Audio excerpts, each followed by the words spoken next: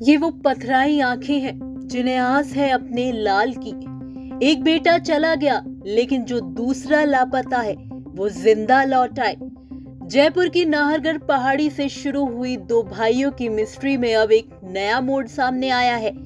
पहले पुलिस छोटे भाई आशीष की मौत को अप्रिय घटना और बड़े भाई राहुल के केस को महज गुमशुदगी मानकर चल रही थी, लेकिन अब इसमें मर्डर और किडनैपिंग का एंगल भी जुड़ गया है।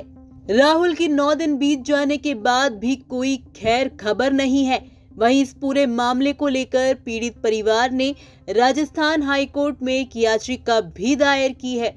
इस केस में पुलिस ने जो ढिलाई बरती और समय रहते हुए सर्च नहीं किया, उसे लेकर और लापता युवक को दस्तयाब करने के लिए बंदी प्रत्यक्षीकरण याचिका हाईकोर्ट में दायर की गई, जिस पर हाईकोर्ट ने सुनवाई करते हुए डीजीपी और गृह सचिव सहित 5 लोगों को नोटिस थमाया है।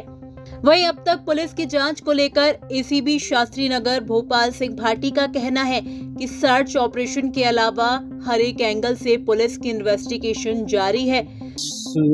भी चारों एंगल से देख रही है, वो ऑलरेडी हम उस वे में भी जाके हमारी सर्चिंग और जो इन्वेस्टिगेशन है वो जारी है कि कहीं कोई दूसरा इंसिडेंट तो जो दूसरा बच्चा है उसके साथ तो नहीं हुआ।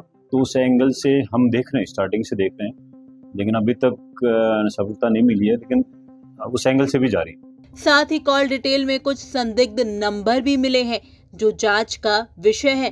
इसके अलावा आस पड़ोस के लोगों से हुई पूछताछ में भी कई नई चीजें सामने आ रही हैं, लेकिन जब तक राहुल नहीं मिल जाता तब तक कुछ नहीं कह सकते। राहुल के किडनैपिंग और मर्डर के एंगल से भी पुलिस जांच में जुटी हुई है। राहुल और आशीष के घर पर इस वक्त कैसा माहौल है और उनके पिता का क्या कुछ कहना है, देखिए हमारे रिपोर्टर विशाल शर्मा की रिपोर्ट। जयपुर में दो भाइयों के लापता होने की गुत्थी पुलिस के लिए रहस्य बनी हुई है। आशीष की मौत हो चुकी है लेकिन राहुल का अता पता नहीं है।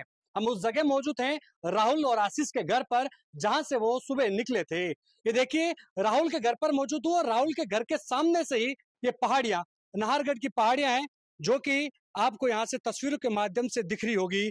यही राहुल और आशीष ट्रैकिंग करते हुए नाहरगढ़ के चरण मंदिर में दर्शन के लिए गए थे। कटीली झाड़िया से होकर ये पहाड़ अरावली पर्वतमाला से घिरा हुआ है और यहाँ से हमेशा लोग कहीं ना कहीं, यहाँ के बासिंदे नाहरगढ़ की पहाड़ियों पर ट्रैकिंग के लिए, मंदिर के लिए, घूमने के लिए यहाँ पर जाते रहते हैं। लेकिन दो भाई जो कि कभी कभार यहाँ पर जाते थे, वो अचानक गायब हो जाते हैं। अगले दिन एक भाई की लाश मिलती है, लेकिन बड़ा भाई जो कि 9 दिन बीत चुके हैं इस पूरे केस में, लेकिन अब तक बड़े भाई राहुल का कोई अता पता नहीं है। ये राहुल के घर पर हम मौजूद हैं, जहां पर हम परिजनों से बातचीत करेंगे इस पूरे केस को लेकर। पुलिस ने पूरी छानबीन कर ली, एसआईटी टीम गठित कर ली, जमीन से लेकर आसमान तक सर्च ऑपरेशन हुआ, लेकिन राहुल का कोई अता पता नहीं चल पाया है। राहुल के पिता हमारे साथ मौजूद है, आशीष के पिता हमारे साथ मौजूद हैं, इनसे बातचीत कर लेते हैं। 9 दिन बीत चुके हैं अंकल, क्या आशंका है अब आपको, क्योंकि सर्च अभियान हो चुका है, राहुल का कोई अता पता नहीं चल रहा है? मेरे को ऐसा विश्वास है कि राहुल अभी जिंदा है। अभी राहुल यदि यहाँ कोई ले जाते नार वगैरह तो थोड़ा बहुत इसके हड्डी वड्डी मिलते, कपड़े मिलते, मोबाइल मिलता, जूते मिलते, तो यहाँ कुछ भी इसका कोई मिला ही नहीं, तो इसका मतलब राहुल यहाँ पे नहीं है। आशीष की डेड बॉडी अगले दिन मिल गई, पूरी डेड बॉडी सुरक्षित थी? सुरक्षित, मोबाइल तक आद मिला, ऐनक तक आद मिली, इसके जूते मिले, सारे कपड़े ऐसे वैसे मिल गए। आशीष का तो जूते भी फेर के गया था, ऐनक तक हाथ नहीं गिरी, उसकी ऐनक भी लग रही है अभी यार। मोबाइल भी हाथ में है उसका, जाने पता हो कितने ऊपर से गिरा हो, किसी उसको लेटाया है, उसका सारा सामान सुरक्षित मिला है आशीष का। पहले बात ये सामने आ रही थी कि शायद आशीष के गिरने से मौत हो गई होगी, क्योंकि पोस्टमार्टम रिपोर्ट भी बहुत कुछ संशय रख रही है। क्या हो सकता है, क्या कोई आशीष की हत्या कर चुका है?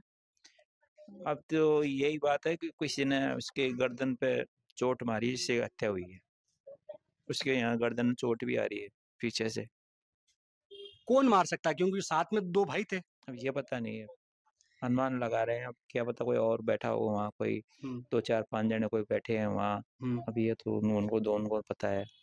अब हम खुद क्या बताएं। क्योंकि वहां पर जो ट्रेकिंग वाला रास्ता था जहां पर आशीष की बॉडी मिली थी, वहां पर आमतौर पर आम इंसान नहीं जा पाता है। नहीं जा पाता है, सुनसान जंगल है, ऊपर से पर्वत है, बहुत ऊंचे पहाड़ है।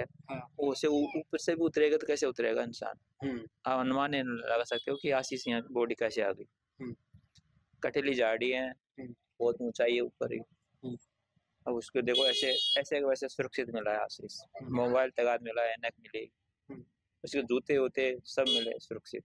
आप राहुल के अपहरण की आशंका जता रहे हो, क्यों? हाँ, कि पूरे डोंगर को छान लिया, इसके बाद में अनुमान लगा रहे हैं कि राहुल यहाँ नहीं, ऐसे विश्वास हो रहा है।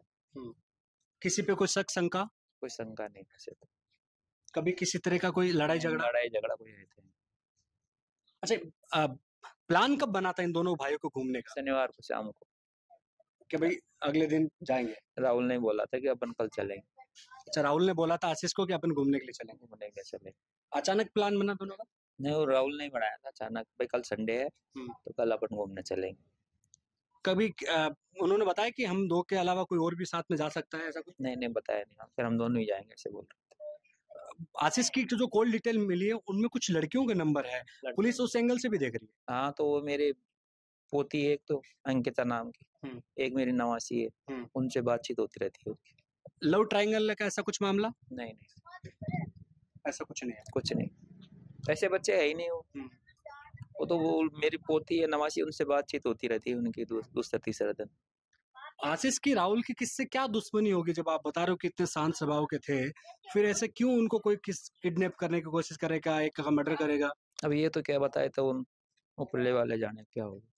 यहाँ से दोनों ही भाई गए थे, यहाँ से मैंने बाहर से देखा था, यहाँ से देखो कौन कौन जा रहे हैं, मैं देख तो लूं, तो दोनों भाई यहाँ जाते देखे थे मेरे को। आपको पहाड़ से दिख रहे थे? हाँ, मैं यहाँ से देखा था, मैं दोनों भाई जा रहे साथ साथ। पानी की बोतल लेके गए और थोड़ा चुग्गा डालने के लिए गए, और मम्मी से 50 रुपए लेके गए बस।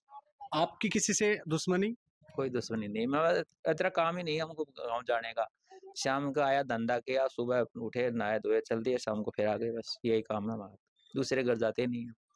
कोई ऑफिस में किसी प्रकार से कोई अनुमान? ऑफिस में कोई प्रकार का होता तो बोलता, मेरे हमसे तो बोली नहीं, और कोई खिया सुनी होगी तो पता नहीं। हाईकोर्ट में आपने जो याचिका दायर की थी उस पर सुनवाई हुई, क्या हुआ? वो तो मेरा भतीजा है, वहीं भतीजा नहीं करी थी, करवाई है भतीजा ने, वहीं है वो, हाई कोर्ट बैठता है। 9 दिन बीत चुके हैं, अभी कोई सुराग नहीं राहुल का। अब एक बच्चा तो गया, एक तो आ जाए सुरक्षित, तुम तो उस पर ही संतोष रख ले। राहुल और आशीष के पिता है, इन्हें उम्मीद है कि एक लाल खो गया, लेकिन एक लाल का पता चल जाए, और उसकी तलाश में एसआईटी जुटी हुई है। पूरे जयपुर पुलिस का अमला जुटा हुआ है, एसडीआरएफ, सिविल डिफेंस, एनडीआरएफ, सब कुछ जमीन से लेकर आसमान तक रेस्क्यू हो रहा है। लेकिन उस रेस्क्यू ऑपरेशन का पहले दिन तो सुराग लगा, आशीष की डेड बॉडी मिल गई, लेकिन 9 दिन बीत जाने के बाद भी राहुल की खैरो खबर नहीं है। और जिस घर से निकलकर आशीष और राहुल जिन पहाड़ियों पर गए थे, उन पीछे पीछे पिता की निगाहें उन दोनों के पीछे थी, लेकिन ना जाने वो ऐसे ओझल हुए कि दोनों का कोई अता पता नहीं चला पा।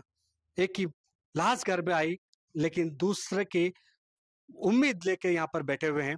हालांकि पूरे प्रकरण को लेकर राजस्थान हाईकोर्ट ने एक याचिका पर राजस्थान सरकार और राजस्थान के डीजीपी को नोटिस दिया है, और उनसे पूरे प्रकरण को लेकर जवाब भी मांगा गया है।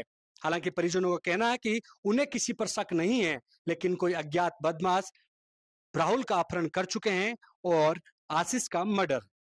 देखने वाली बात होगी क्या इस पूरे मामले में अब आगे कुछ कार्रवाई होती है। कैमरा सहयोगी मनोज के साथ विशाल शर्मा, जयपुर।